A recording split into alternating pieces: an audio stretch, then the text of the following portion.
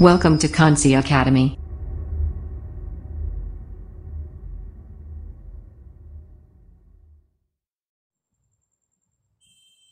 Group 1 में 2016 में जो एक सवाल आया था और वो यहाँ पे हल करके मैं बता रहा हूँ।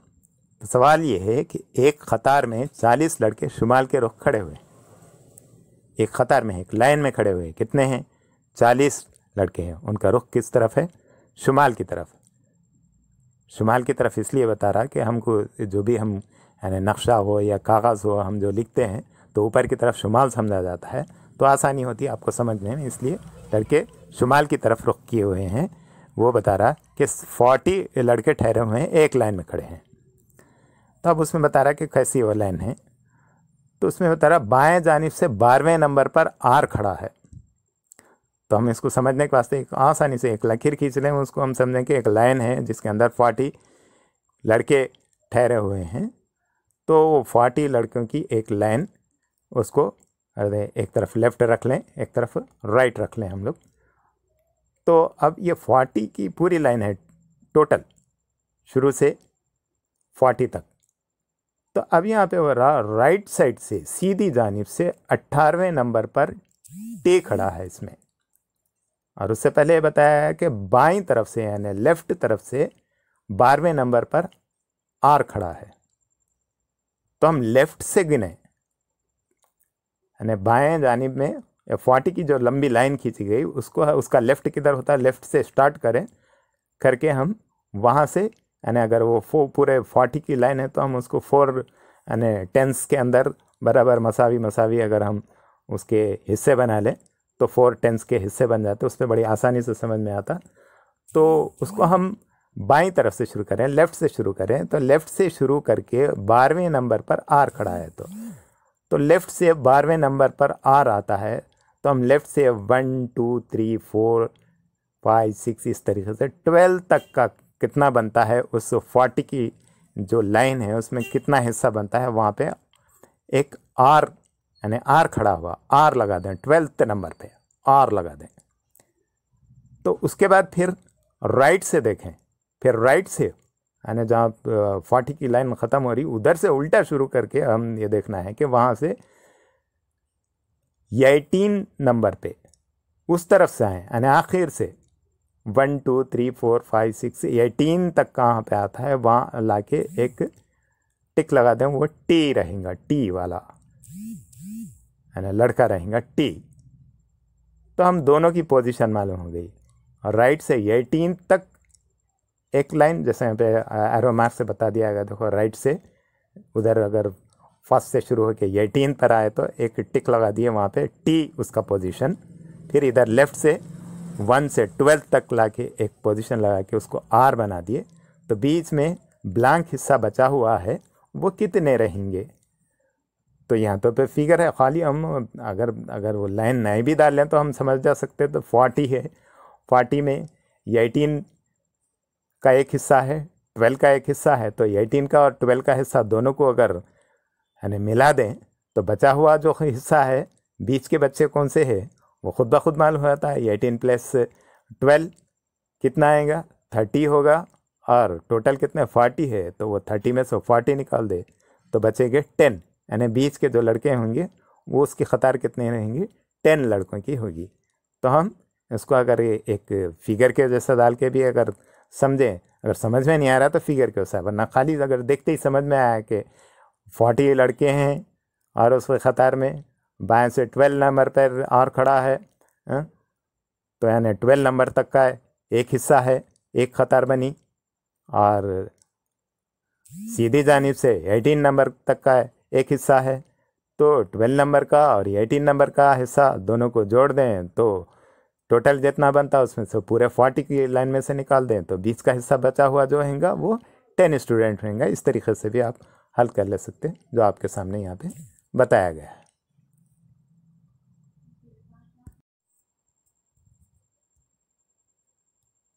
ये जो सवाल है ये ग्रुप 1 2016 में दिया गया था और ये सवाल बहुत ही लंबा चौड़ा है, लेकिन इसका जवाब बहुत ही मुख्तसर है और इसको करना भी बड़ा आसान है। इसके लिए कोई फिगर्स का इस्तेमाल करना नहीं है किसी के, या कोई फार्मूलेस का इस्तेमाल करने का नहीं है। बस है ना जहन पर जोर देकर है ना बताना यह है कि कौन किसके अपोजिट में बैठा हुआ है। एक टेबल के जो अतराफ़ में बैठे हैं उसमें से कौन किसके अपोजिट में बैठा हुआ उसको सोच के बताना है। तो इसके लिए सिर्फ एक मामूली सी छोटा सा फिगर, रफ फिगर भी मामूली सा कागज़ पे डालकर हम उसको सोचते हुए कर सकते हैं। तो सवाल इस तरीके से है कि 6 मेंबर्स की कमेटी में 3 मर्द हैं। कौन कौन? एडवर्ड, देवेश और भूपेन। और उसमें 3 ख़वातीन हैं, अनीता, चंदना और फरीदा। ये लोग हेक्सागोनल टेबल पर बैठे हुए हैं, यानी हेक्सागोनल 6 पहलू वाला टेबल, जो 6 कोने होते उसके, उसको हेक्सागोनल यानी उसकी शक्ल कहलाती। तो 6 कोने पे 6 बैठे हुए हैं। कैसे बैठे हैं? 2 मर्द एक दूसरे के बाजू नहीं बैठे, यानी मतलब ना तो 2 औरतें एक दूसरे के आजू बाजू बैठे, ना 2 मर्द एक दूसरे के आजू बाजू बैठे, बल्कि एक औरत एक मर्द, एक औरत एक मर्द, इस तरह बैठे। सवाल को समझ लें पहले। अल्टरनेट बैठे तो किस सीक्वेंस में बैठे, किस तरीके से बैठे उसका भी बता दे रहा कि एडवर्ड अनीता के लेफ्ट में, चंदना के सामने है। तो हम जो हेक्सागोनल की एक शक्ल डाल लें, 6 पहलू वाले डालें, तो शुरू करें कहाँ से? चूँकि ऊपर का कोना हमको सीधा नज़र आता है, वहाँ से शुरू करें। एडवर्ड पहले बैठा हुआ, उसका बता रहा पोजीशन, तो वहाँ पे एडवर्ड लिख लें, है ना। जो ऊपर का जो कोना है उस पर एडवर्ड लिख दें। तो ये बता रहा कि एडवर्ड अनीता के लेफ्ट में बैठा हुआ है। तो अनीता का लेफ्ट एडवर्ड का राइट हुआ। तो एडवर्ड का राइट, अगर उधर से कुर्सी डाल के एडवर्ड बैठा हुआ है तो उसका राइट किधर आता है, वो समझें कि वो अनीता की तरफ है, और अनीता का लेफ्ट किधर है? एडवर्ड की तरफ। इसलिए एडवर्ड का जो ऊपर का कोना बताया गया उसके बाजू अनीता, यानी अगर हम इसको फिगर्स के सामने ठहर के देखें तो हमारी लेफ्ट के यानी दूसरा कोना जो आएगा एडवर्ड के बाद का, वो अनीता का आएगा। फिर ये भी बता रहा है कि एडवर्ड अनीता के लेफ्ट में और चंदना के सामने है। चंदना के सामने यानी एडवर्ड का जो बिल्कुल अपोजिट कोना नजर आएगा वो सबसे नीचा होगा, तो वहाँ पे चंदना होगी। तो एडवर्ड के अपोजिट में चंदना का उसमें फिगर में लिख दें, और एडवर्ड के बाजू जो है यानी राइट में अनीता लिख दें। अनीता के लेफ्ट में खुद ब खुद एडवर्ड होगा। फिर उसके बाद का देखें, दरवेश अनीता और चंदना के बीच में है। तो चंदना का पोजीशन तो मालूम हो गया, अनीता का भी मालूम हो गया। तो ये जो देवेश है वह एक्चुअली हम दरवेश भी बोल सकते, देवेश है। तो छुटा हुआ जो रहेगा यानी एडवर्ड का ऊपर आ गया, चंदना नीचे आ गई, अनीता एडवर्ड के बाजू आ गया। तो बीच में जो बचा हुआ है इधर का है, लेफ्ट साइड के जो चल रहे हैं उसमें देवेश बचा हुआ है, तो देवेश वहाँ पे लिख दें। फिर उसके बाद देवेश अनीता और चंदना के बीच में बैठा है, वो लिख दिए हम। तो अब बचे हैं फरीदा, एडवर्ड और भूपेन। तो उसका भी ये इसमें क्या बताया है, फरीदा एडवर्ड और भूपेन के बीच में है।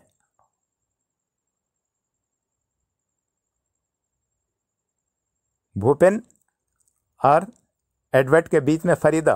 तो ऊपर से एडवर्ड का जो बाद का कॉर्नर आएगा तो वहाँ फरीदा रहेंगी, और नीचे क्या आएंगे, वो भूपेन आएगा। तो इस तरीके से फरीदा, एडवर्ड और भूपेन, और जो भी इसमें 6 है, पूरे के पूरे पोजीशन मालूम हो गई। तो अब हम देखें अपोजिट में कौन किसके आता है। तो सवाल जो पूछा गया, तो फरीदा के सामने कौन है, फरीदा के अपोजिट में कौन है। तो अपोजिट के कोने को कोना मिलाने का है हमको। हम यानी एडवर्ड के अपोजिट में जैसा चंदना बताया, तो वैसे ही हम फरीदा का जो कोना है उसके अपोजिट में जो आके मिलेंगे उसको अगर हम ये यहाँ पे जो एक एक एक एक जो बन गया है उसके अंदर एक ट्रायंगल बन गया है उसके हिसाब से देखें, तो वो लकीर से फरीदा के अपोजिट में कौन आ रहा? देवेश आ रहा। तो इस तरीके से हम जवाब लिख सकते हैं कि फरीदा के अपोजिशन में कौन बैठा है अपोजिट में, तो हम बता देंगे कि देवेश है।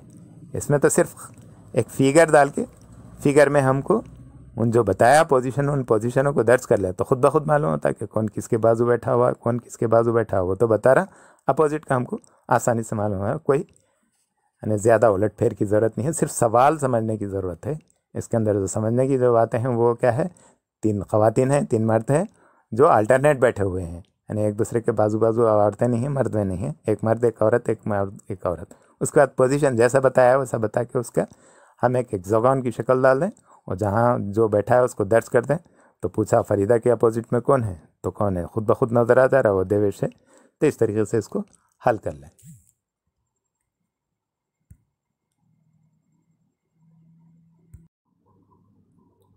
एक और सवाल यहाँ पे दिया गया है जो डिजिट्स और उसके कोड से मुतालिक है, यानी 0 to 9 तक डिजिट्स दिए गए हैं, यानी नंबर्स दिए गए हैं और हर नंबर का एक कोड मुकर्रर किया गया है जो एक सिंबल के तौर पे है। फिर सवाल के अंदर एक बड़ा सा नंबर दिया गया है और उस नंबर को फिर कोड में लिखने का है। इसके अंदर 2 एक्सेप्शंस भी दिए गए हैं, यानी शराइत भी दिए गए हैं। सिर्फ इतना नहीं कि डिजिट और उसका कोड देखें और नंबर के सामने कोड लगाते जाएं, ये तो बड़ा आसान हो गया। लेकिन इसके अंदर जो एक्सेप्शंस दिए गए हैं वो 2 हैं। एक ये है कि if A number begins and ends with odd digit, अगर कोई नंबर जो दिया गया नंबर है वो ऑड डिजिट से शुरू होता है या ख़त्म होता है, ऑड यानी ताख, जिसको 2 से तकसीम नहीं किया जाता, तो अगर वो नंबर में शुरू वाला डिजिट और आखिर वाला डिजिट ऑड नंबर या ताख है तो शुरू के जो कोड है उसमें वाई लिखा जाएगा और आखिर के कोड में हैश लिखा जाएगा। ये एक एक्सेप्शन है। अगर दिया गया जो नंबर है ऑड डिजिट आखिर या शुरू में अगर उसका हो तो वह एक्सेप्शंस रहेगा।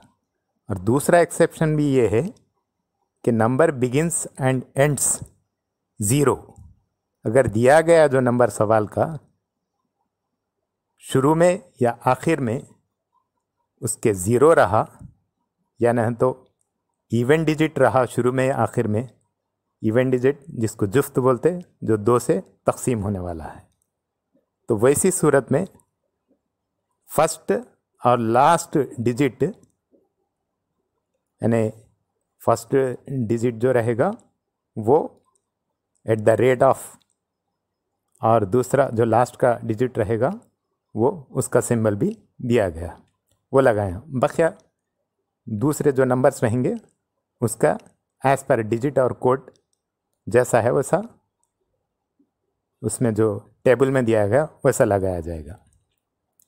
तो हमको जो दिया गया जो नंबर है वो है 224910365056 है।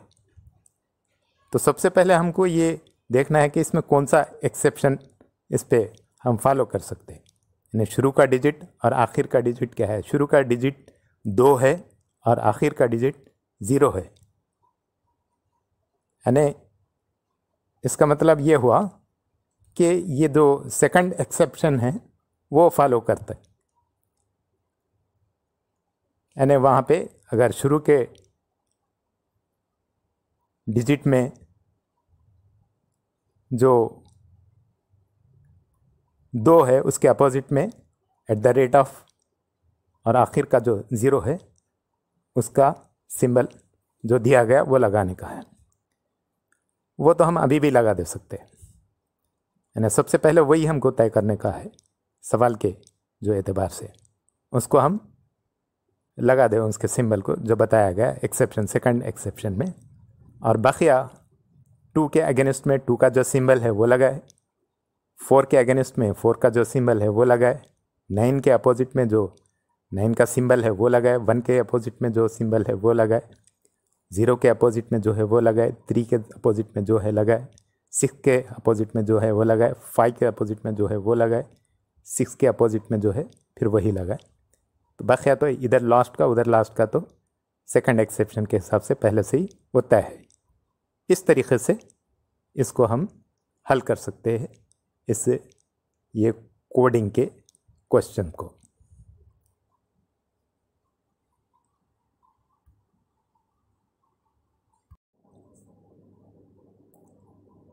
कोडिंग से मुतालिक यहाँ पर एक और सवाल है। सवाल इस तरह है कि अगर एक मखसूस कोड में नलगुंडा को यानी NALGONDA नलगुंडा को OCMIPPEC लिखा जाए तो इसी कोड में वरंगल को कैसा लिखा जाएगा? तो नलगुंडा का जो कोड बता दिया गया और वरंगल का कोड हमसे पूछा जा रहा है। तो इसमें सबसे पहले जो वो नलगुंडा दिया और उसका कोड दिया वो एक के नीचे एक लिख दें, यानी हर अल्फ़ाबेट नलगुंडा का NALGONDA उसके नीचे उसका जो कोड बन रहा, N के नीचे O, A के नीचे C, L के नीचे M, इस तरीके से बराबर सीध में लिख दें। एक लकीर भी खींच दें, यानी किसका कोड कौन सा है वो समझ में आए। उसके बाद उस पर गौर करें कि ऊपर के जो अल्फ़ाबेट्स हैं और नीचे के जो अल्फ़ाबेट्स हैं उसमें फ़र्क क्या रहा। तो इससे हमको कोड का तरकीब मालूम होती, यानी किस तरतीब में कोड बनाया गया है। तो अगर ऐसा लिखें तो हमको ये मालूम हो रहा कि यन जो है नलगुंडा का, उसके नीचे जो उसका कोड ओ बन रहा, तो यन के बाद जो अल्फ़ाबेट आता है इंग्लिश में NOP, यानी यन के बाद ओ आया, यानी यन के बाद तरतीब बराबर रखी गई। पहले जो अल्फ़ाबेट है उसमें यन के बाद ओ लिया गया,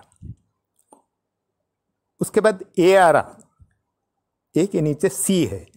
तो अब इसमें ये फ़र्क है, ए के बाद बी नहीं आया, जैसे यन के बाद ओ आया था, ए के बाद बी नहीं आया बल्कि सी आया, यानी एक जंप हुआ है, यानी ए इज इक्वल टू सी समझा गया।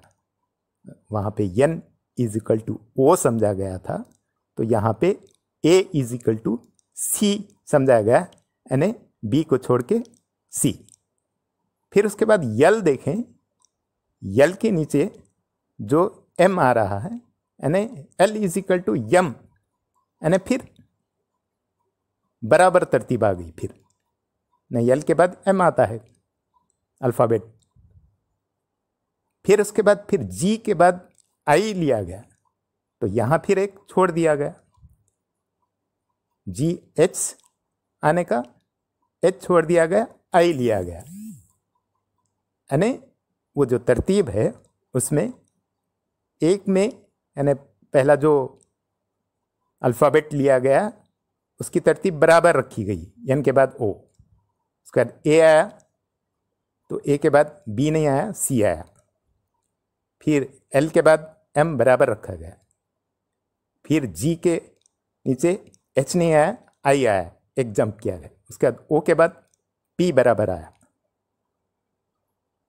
ओ पी, उसके बाद यन आया, यन का जो है यन के बाद ओ आता है, ओ छोड़ दिया गया, फिर पी लिया गया, फिर उसके बाद डी जो है उसके नीचे ई आया, यानी ABCDE, डी के बाद ई आता है, बराबर रखा गया। फिर उसके बाद ए जो आया तो उसके बाद बी नहीं आया, सी आया। तो इस तरीके से कोड बना। तो हम वरंगल का कोड भी ऐसे ही बनाए, उसी तरतीब से बनाए। नीचे हम वरंगल भी लिख लें, WARANGAL, वरंगल। अब उसके बाद हम उसी तरतीब से देखें कि पहला जो है W के बाद क्या होता है, X आता है, W के बाद X डालें, लेकिन उसके बाद जो भी अल्फ़ाबेट आएगा उसका एक जंप किया जाएगा। उसके बाद A आता है, A के बाद B नहीं लगाएंगे बल्कि C लगाएंगे। उसके बाद R आता है तो R के बाद बराबर S लगाएंगे, R के बाद S आता है। फिर उसके बाद A आ तो A के बाद B आने का नहीं लगाएंगे बल्कि B को छोड़ दे के C लगाएंगे, एक जंप करेंगे। फिर उसके बाद N के बाद O बराबर लगाएंगे। उसके बाद G आता है, G के बाद एक जंप करेंगे, G H छोड़ देंगे, I लगाएंगे। उसके बाद A आता है, A के बाद B बराबर लगाएंगे।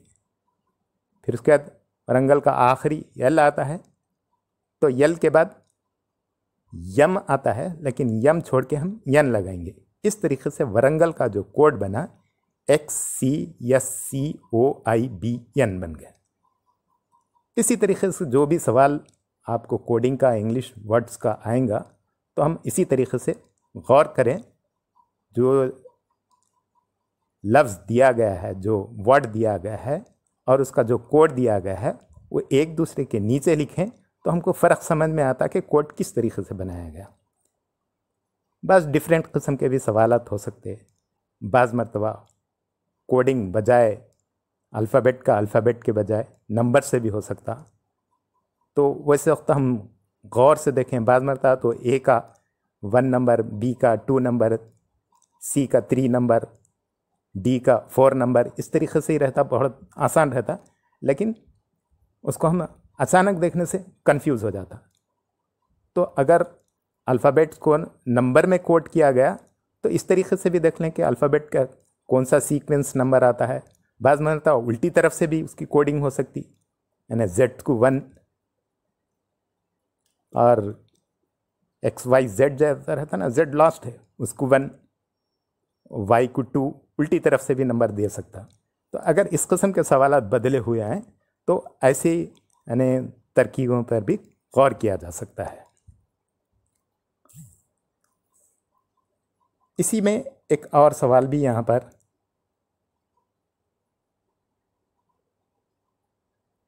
अल्फ़ाबेट की इस तरतीब में बाएं से 16वां यानी 16th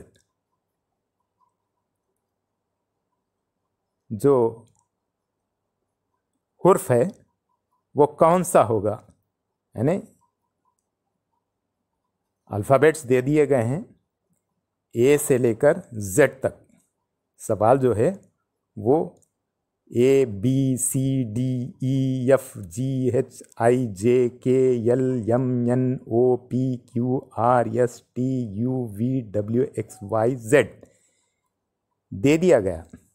तो उसमें सवाल ये किया जा रहा कि अल्फ़ाबेट्स की इस तरतीब में बाएं तरफ से, लेफ्ट साइड से 16th जो अल्फ़ाबेट है वो कौन सा आएगा। तो हम बाएं तरफ से 16 गिन ले सकते हैं, लेकिन यहाँ पे एक एक्सेप्शन है। कौन सा है? इसलिए हर सवाल को गौर से देखें, इतना आसान नहीं हो, कुछ ना कुछ उसके अंदर यानी तरकीब होती। इसमें यह एक एक्सेप्शन जो दिया गया वो ये है कि जहाँ जहाँ वावेल होगा, यानी ABCD से लेके Z तक जो भी अल्फ़ाबेट वावेल का आएगा तो वो वावेल का जो अल्फ़ाबेट है उसके बजाय हम उसके वावेल के बाद का नेक्स्ट लगा के देखें। जैसे A to Z तक इसमें कौन से है वावेल के, A, E, I, O, U, ये वावेल के हैं। तो जहाँ जहाँ A आया तो A के बाद, जहाँ A आया A के बाद का समझें हम, B समझें उसको। और जहाँ E आया तो E के बाद का समझें हम उसको F लगाएं वहाँ पे, बजाय ई के निकाल के एफ लगाएं।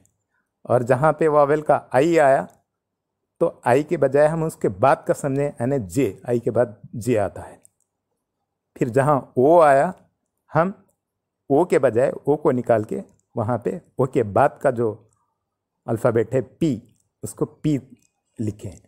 और जहाँ पे यू आया वॉवेल का, और वहाँ पे हम यू के बजाय यू के बाद का जो अल्फ़ाबेट है वी वहाँ पे दर्ज करें। तो इस तरीके से अगर हम बना लें तो वो जो लाइन बनती है, यानी वॉवेल्स को चेंज करके बनाने के बाद, वॉवेल वाले जहाँ जहाँ अल्फ़ाबेट्स आए उसको वॉवेल के बाद का वर्ड लगा के बनाने से जो लाइन बनती है, नीचे वहाँ पे ग्रीन इसमें दी गई देखिए, बी बी, यानी वहाँ ए था तो हम बी लगाए तो बी डबल हो गया, B B C D, F F, यानी वहाँ ई था तो ई के बाद का एफ लगाया गया इसलिए डबल एफ आ गया, जी एच, उसका जे जे, यानी आई जे था लेकिन आई जो वावेल को हम बदल के बाद का लगाने का है, उसके बाद आई के बाद का जे तो डबल जे हो गया। इसी तरीके से जहाँ भी डबल डबल आया तो उसको हम, यानी यहाँ पी डबल आया, यम एन ओ आने का था, ओ के बाद का पी लगाए तो इसलिए पी पी आया, और वी डबल आ गया क्योंकि वहाँ पे यू था, यू के बाद का वी आता है वो लगाने से, यानी जहाँ जहाँ वॉवेल है उसको चेंज करके हम वॉवेल के बाद का अल्फ़ाबेट उसको लगाने की वजह से इस तरीके से बना। अब इसमें देखें लेफ़्ट से 16 कौन सा है, तो अगर हम लेफ़्ट तरफ से गिनते हैं तो जो पी पी यानी सेकंड टाइम पी जाना है वहाँ बनता है, यानी पी पे ये 16th अल्फ़ाबेट साबित होगा, जो पी हमको वो जवाब लिखने का है। इस तरीके से उसको हल किया जाता है।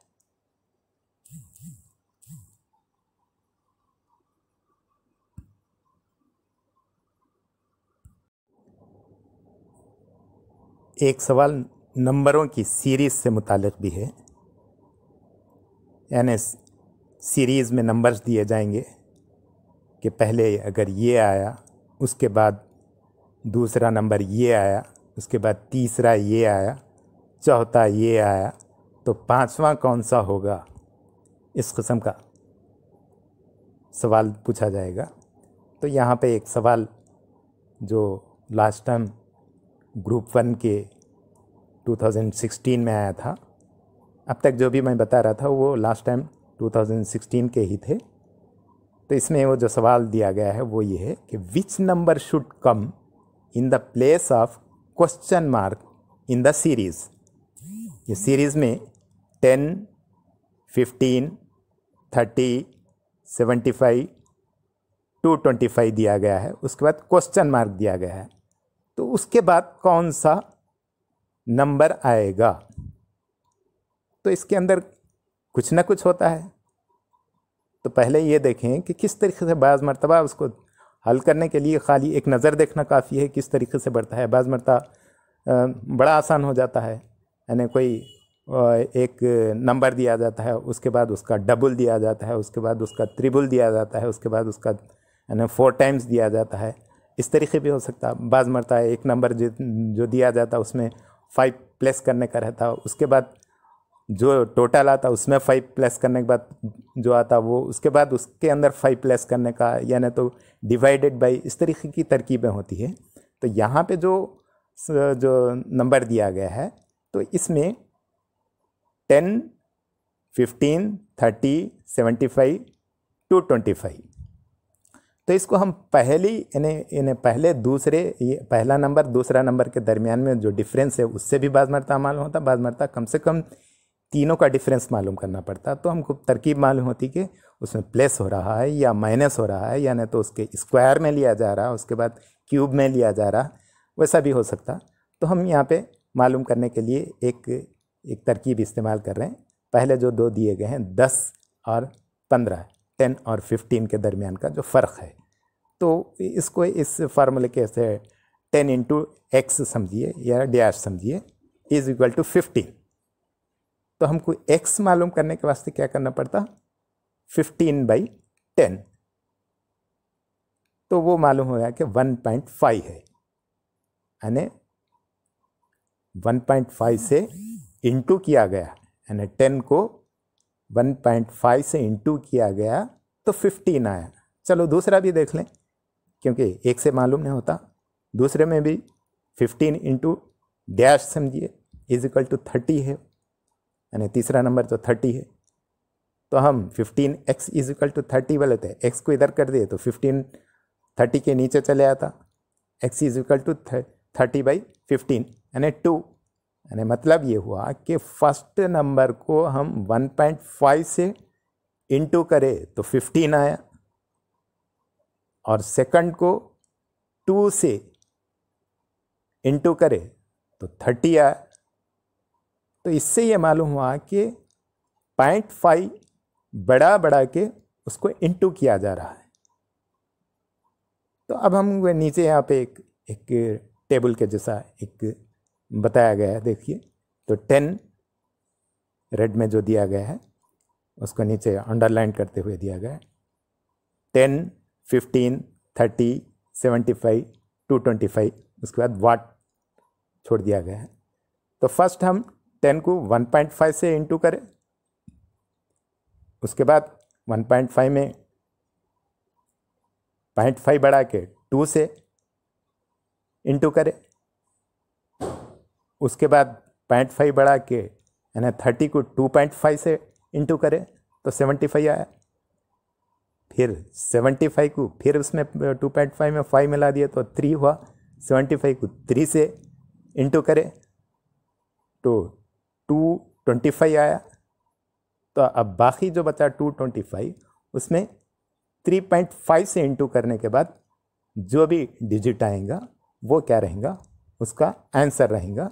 और इस तरीके से ये जो इसको इंटू किया जाएगा 225 को 3.5 से, तो उसका आंसर आएगा 787.5। ये टारगेट हमारा इसका आंसर रहेगा। तो इसलिए जो भी यानी सीरीज़ में दिया जाएगा डिजिट्स में, और उसके बाद अगला कौन सा क्वेश्चन मार्क जहाँ पे है वो कौन सा होगा, तो उसको गौर से देखें कि किस तरीके से यानी चेंजेस आ रहे हैं। या तो डिजिट्स में माइनस किया जा रहा है, या आगे बढ़ते बढ़ते उसके अंदर प्लस किया जा रहा है, या इंटू किया जा रहा तो किस यानी सीक्वेंस से किया जा रहा है, इसको हम गौर करें। बाज़ मरता स्क्वायर में भी लिया जाता, यानी पहले जो डिजिट दिया जाता उसका स्क्वायर, उसके बाद नेक्स्ट दो दिया जाता उसका स्क्वायर, नेक्स्ट का जो टोटल आता उसका स्क्वायर। तो उस तरीके से हमको हल करना पड़ेगा। तो इस किस्म के जो भी सवालात रहेंगे सीरीज़ के, तो उसको इस तरीके से हल करें।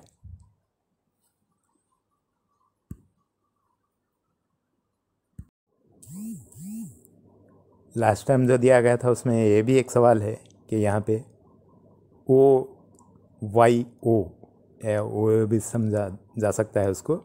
Rooms is a business started by A college drop out in India, तो नेटवर्क एसोसिएटेड विथ। अगरचे कि इस सवाल में कोई लॉजिक नहीं है, ये नॉलेज से मुतालिक है, लेकिन फिर भी हम इसको ऊपरी तौर पे देख के अंदाज़ा लगा ले सकते हैं कि वही रूम्स बताए गए। तो रूम्स किस में होते हैं, यहाँ पे जो आंसर्स के ऑप्शन दिए गए, वर्किंग वुमेंस हॉस्टल उसमें भी रूम हो सकते, ट्यूशन क्लासेस उसमें भी रूम्स हो सकते, होटल रूम्स भी हो सकते, startup ideas for college drop outs ये भी हो सकता। तो यहाँ पे थर्ड वन जो है होटल रूम्स है, और ये एक्चुअली एक वेबसाइट है वो जो होटल रूम्स प्रोवाइड करती है, और ख़ासकर ये एक कॉलेज ड्रॉप आउट की तरफ से ये बनाया गया वेबसाइट था। तो इसमें कोई लॉजिक नहीं है, ये नॉलेज से मुतालिक है। यहाँ पे एक और सवाल दिया गया, और एक सवाल जो है what should come in the place of question mark. ये भी सीरीज़ की टाइप का है, लेकिन थोड़ा सा टफ है, यानी जहाँ पे डिजिट छोटे छोटे हों तो उसको हम आसानी से कर ले सकते, और जहाँ पे डिजिट बड़े हो जाते तो फिर उसको हम हल करना पड़ता। जैसे कि यहाँ पे क्वेश्चन दिया गया 573 इंटू 99 प्लस 473, ये ब्रैकेट में एक दे दिया गया, फिर प्लस करके फिर दूसरी ब्रैकेट में 537 इंटू 101 माइनस 437, फिर ओल्ड ब्रैकेट क्लोज की गई और उसको यानी पूरा ये दो जो अलग अलग हिस्से हैं उसको हल करने के बाद उसको डिवाइडेड बाई 125 करने के बाद उसमें प्लस वाट प्लस किया जाए या कौन सा प्लस किया जाए तो उसका आंसर आता 1234 आता। तो ये जो है ना, ये क्वेश्चन एक मसावात के टाइप का है, यानी right hand side is equal to left hand side is equal to right hand side type का क्वेश्चन है, तो इक्वेशन का। तो उसको हम पहले सीधे सीधे हल कर लें कि जो इंटू दिए गए हैं उनको इंटू कर लें, फिर उसके अंदर जो प्लस किया गया है प्लस कर लें, फिर उसके बाद दूसरा उसका जूस करें, और फिर जैसे कि यहाँ पे स्टेप्स दिए गए हैं अलग अलग, उसके बाद लास्ट में जो एक फिगर बन जाता तो उसके बाद डिवाइडेड बाई पे आए, तो फिर उसको डिवाइडेड बाई से करें तो बाद में वो एक इक्वेशन बन जाता। जैसे यहाँ पर ये स्टेप आने के बाद हुआ 1,11,000 divided by 125 plus what is equal to 1234 है, तो यहाँ एक इक्वेशन बन गई है ना। सिंपल करके इक्वेशन पे लाया उसको, पहले जो अंदर का हल था वो कर ली हम, लेकिन सिंपल बना के एक इक्वेशन पे लाए। तो अब लाजिम बात है 1,11,000 डिवाइडेड बाई 125, तो वो हुआ 888 प्लस वाट, फिर वो क्वेश्चन रहेगा question mark is equal to 1234। तो अगर हम इस इक्वेशन में लेफ्ट हैंड साइड पे सिर्फ क्वेश्चन मार्क को रखें तो 888 राइट हैंड को ले गए तो वो प्लस जाके माइनस हो जाता है, यानी 1234 में से 888 माइनस कर दिए तो बचा वो 346, वो क्वेश्चन मार्क की जगह आएगा वो। तो ऐसे लंबे चौड़े भी हो सकते, लेकिन अगर सिंगल डिजिट्स के वगैरह के है तो बाज़ मरतबा उसको बग़ैर कागज़ पे और बग़ैर उसको रफ वर्क करे के भी समझ ले सकते। बाज़ चीज़ों में हमको ज़्यादा डीप में जाके उसको गैर ज़रूरी हल कर लेते हैं, बैठना नहीं है। अगर हमको दोनों का फ़र्क आसानी से समझ में आता है तो उसको हल करने के बजाय जो क्वेश्चन का हिस्सा है उसी को हल कर लें, बजाय उसको तफसील में जाने के। तो यहाँ पे ज़्यादा से ज़्यादा वक्त बचाने की ज़रूरत रहती और ज़्यादा से ज़्यादा हमको यानी प्रैक्टिस की ज़रूरत होती, इसलिए कि प्रैक्टिस मैक्स मैन परफेक्ट जो होते हैं। हम एक ही किस्म के अगर कम से कम 3 या 4 ऐसे क्वेश्चंस कर लें तो हमको एक आइडिया मिल जाता। अगर ज़्यादा और जितनी ज़्यादा कोशिश करें, अगर हम ज़्यादा प्रैक्टिस करके रहें तो उसके बाद ऐसा आइडिया मिल जाता कि हम बग़ैर हल करे के, बग़ैर यानी रफ वर्क करे के उसको हम यानी एक आदत सी बन जाती, समझ में आता, सीक्वेंस समझ में आता कि अरे ये होशियारी करा है उसमें, ऐसा है, अच्छा ऐसा जंप हुआ है, ऐसा उसको हम जहन से हम देख के यानी हाँ बग़ैर पेन चलाए के भी उसका जो ऑप्शंस दिए जाते हैं 1 2 3 4, वो ऑप्शन में से हम आंसर पॉइंट आउट कर सकते हैं।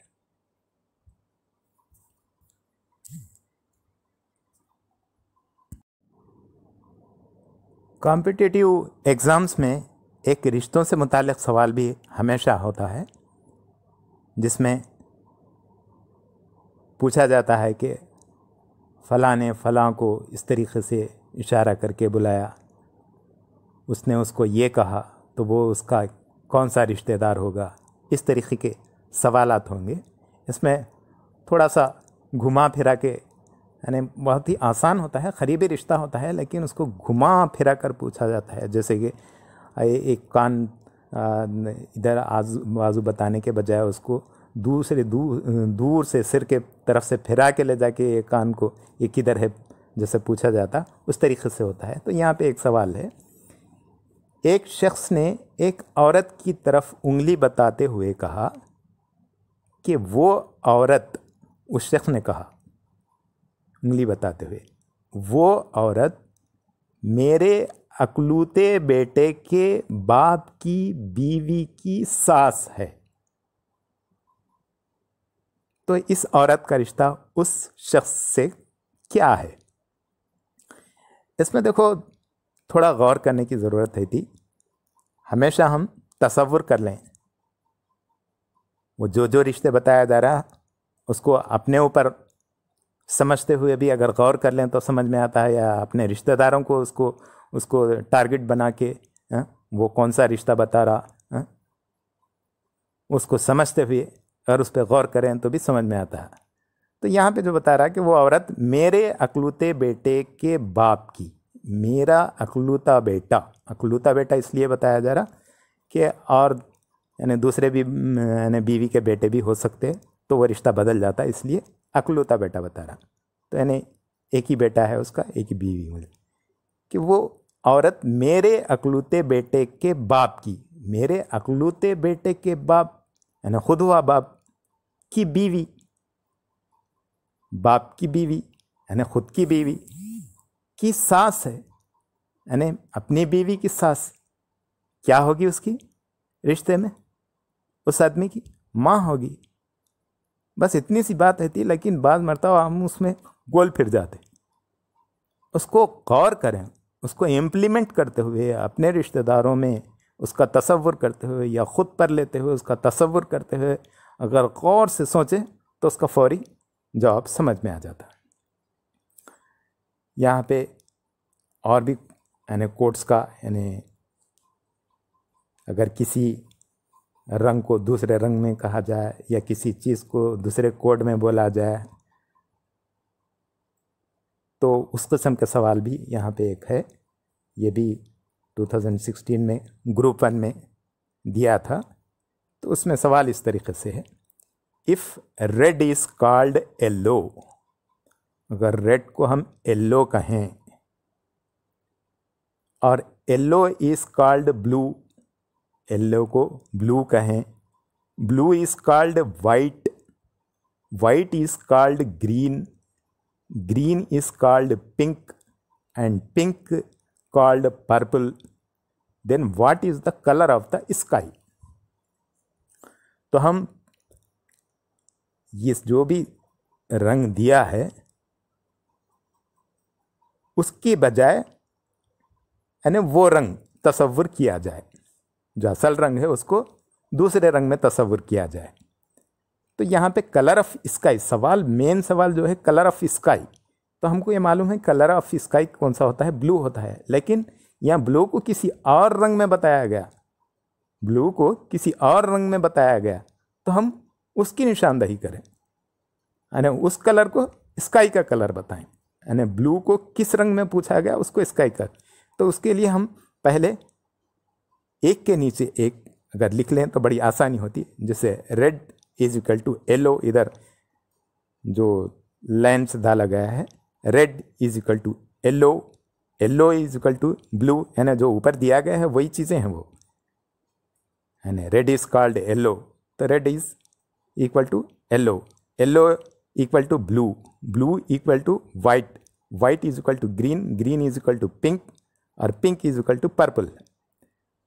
तो हम पहले स्काई का कलर क्या होता है ब्लू देखें, ब्लू क्या है और ब्लू को क्या कॉल किया गया, वाइट कहा गया।